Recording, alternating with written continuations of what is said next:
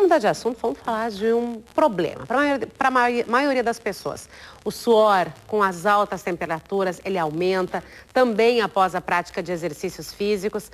Mas olha, para outras pessoas, esse suor que a gente está passando diariamente nesses dias tão quentes acaba sendo mais intenso e não acontece apenas em dias como hoje. A gente está falando da hiperidrose, produção de suor acima da necessidade do corpo, daquela necessidade que o corpo tem para manter o equilíbrio térmico. Mas como identificar esse problema? Será mesmo uma doença? Qual é o tratamento? É sobre isso que a gente conversa agora aqui no programa com a dermatologista Raquel Bonfá. Raquel, seja muito bem-vinda. Obrigada, Sara. Boa noite. Hiperidrose é uma doença? É uma doença. Os pacientes com hiperidrose, eles sofrem muito mais nessa época do ano, mas para eles não tem estação. Eles sofrem durante todo o ano também. Nossa, você disse sofrem muito mais. Nós, né, que não temos esse problema, já é complicado. Olha, ontem eu passava na rua e via as pessoas com toalhas, assim, pelas calçadas, toalhas para secar o suor, homens, mulheres, idosos, jovens. A pessoa com hiperidrose, como é que é esse dia dela em dias como hoje, dias que a gente está vivendo como esses últimos? É um pouco mais acentuado, assim, o processo deles nessa época do ano, mas eles sofrem independente da estação. A hiperidrose, então, ela é classificada como excesso de sudorese, localizado ou generalizado. E por isso que é importante procurar um especialista para definir se é uma hiperidrose primária ou secundária. Quais são as dicas que a pessoa pode ter? Quais são os sintomas que aparecem? Na hiperidrose primária, que é a que mais as pessoas se queixam, que chegam a procurar o especialista, ela é geralmente localizada principalmente em palmas e plantas dos pés. Aquela mão muito molhada. Sapato sempre molhado. Exatamente, também. Escorregadio, assim, dificuldade de pegar caneta, às vezes tem até um impacto social ou profissional, acaba estragando algum produto de trabalho, teclado geralmente. Também associada localizada na axila também. São as hiperidroses primárias.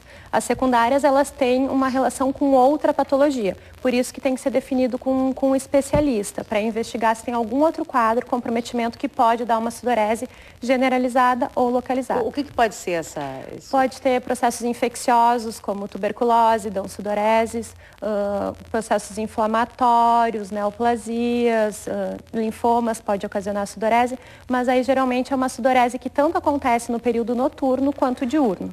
A hiperidrose primária, que é a questão que mais eles procuram mesmo e que piora no verão, ela mais em palmas e plantas e axilas. Essa hiperidrose, ela só acontece no período que a gente está desperto, então no período do dia. Durante o sono ela não ocorre. Por que o que acontece no organismo que durante o sono não ocorre? Porque a hiperidrose primária ela é relacionada com situações de estresse e processos emocionais intensos, assim. Não tem relações secundárias de patologia. No caso, a secundária tem, por isso no período noturno essa relação ela continua ainda causal.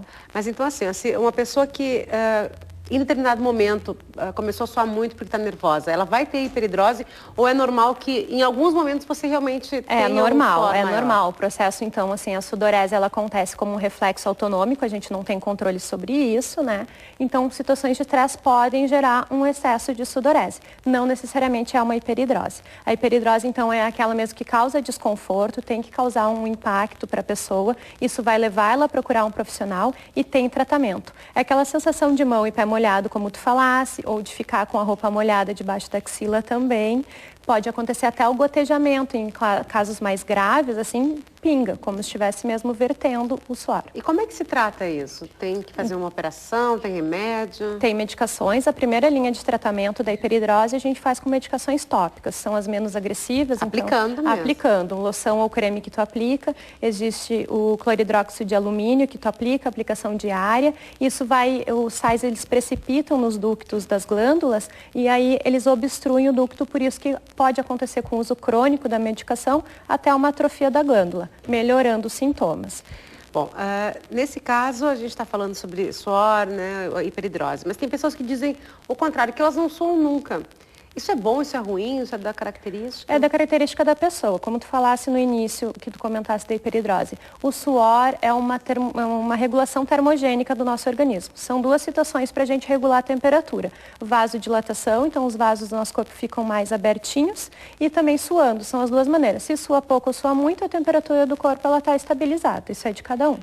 Bom, Raquel, muito obrigada por essas dicas. E o legal é o seguinte, você tem esse problema, enfim, procure um especialista porque tem tratamento. Tem como diminuir pelo menos esse sofrimento, porque é uma questão até às vezes constrangedora para as pessoas. Isso, né? Eu tinha comentado da medicação tópica de passar, mas existem outras linhas de tratamento, inclusive a simpatectomia, que é uma cirurgia que encaminha geralmente para o cirurgião torácico, é o dermatologista, que falhando as primeiras terapias, a gente dá sequência no tratamento daí. Perfeito, muito obrigada. Bom final de semana para ti. Igualmente, obrigada.